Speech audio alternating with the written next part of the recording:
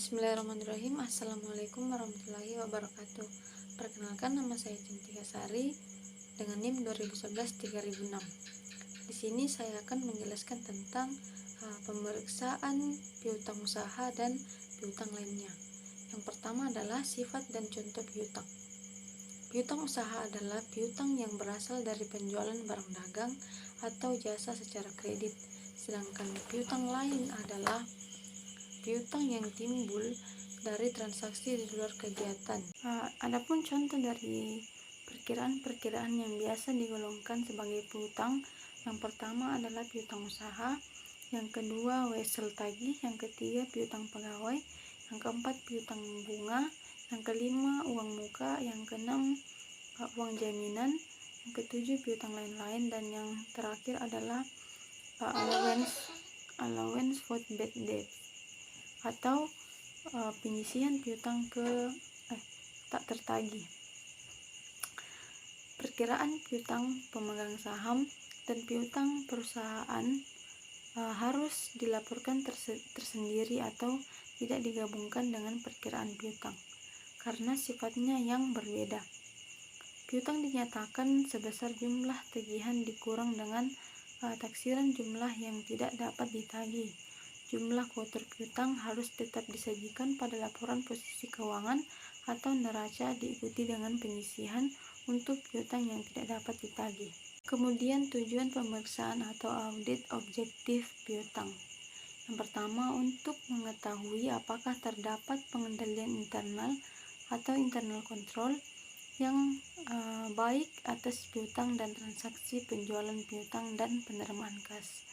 Yang kedua, untuk memeriksa apakah transaksi yang menyangkut penjualan, piutang, dan pemeriksaan kas semua sudah dicatat secara akurat dan semuanya merupakan transaksi yang benar-benar terjadi. Yang ketiga, untuk memeriksa apakah transaksi yang menyangkut penjualan, piutang, dan penerimaan kas semuanya sudah dicatat secara akurat dan semuanya merupakan transaksi yang benar-benar terjadi, tidak ada yang fiktif. Kemudian semuanya dicatat pada periode yang tepat. Yang terakhir adalah prosedur pemeriksaan atau audit procedures piutang usaha yang disarankan. Yang pertama, memahami dan evaluasi internal control atas piutang dan transaksi penjualan piutang dan penerimaan kas. Yang kedua, buat stop schedule dan supporting schedule piutang per tanggal laporan posisi keuangan atau neraca. Yang ketiga, minta aging schedule dari piutang usaha per tanggal laporan posisi keuangan atau neraca yang antara lain menunjukkan nama pelanggan, saldo piutang, umur piutang, dan kalau bisa subsequent. Selain itu, perlu juga diminta rincian piutang, wesel tagih, uang muka, dan lain-lain per tanggal laporan posisi keuangan atau neraca. Yang keempat, periksa mathematical inquiry-nya dan cek individual balance ke subledger, lalu totalnya ke general ledger. Kemudian tes cek umur piutang dan beberapa customer ke subledger piutang dan saldo. Kemudian kirimkan konfirmasi piutang. Yang pertama, tentukan dan tuliskan dasar pemilihan pelanggan yang akan dikirimi surat konfirmasi. Kedua, tentukan apakah akan digunakan konfirmasi positif atau konfirmasi negatif. Yang ketiga, cantumkan nomor konfirmasi baik schedule piutang maupun di surat konfirmasi. Yang keempat, jawaban konfirmasi yang berbeda harus diberitahukan kepada klien untuk dicari perbedaannya. Yang terakhir, buat ikhtisar dari hasil konfirmasi.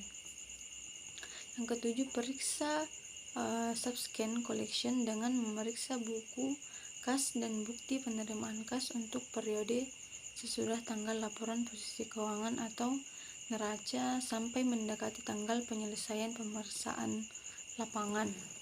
Kemudian periksa apakah ada wesel tagih yang dikontokan untuk mengetahui kemungkinan adanya contingent liability.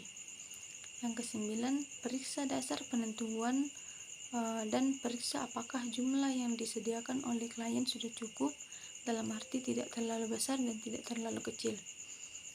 Kemudian tes sales cut off dengan jalan memeriksa sales invoice, credit note, dan lain-lain.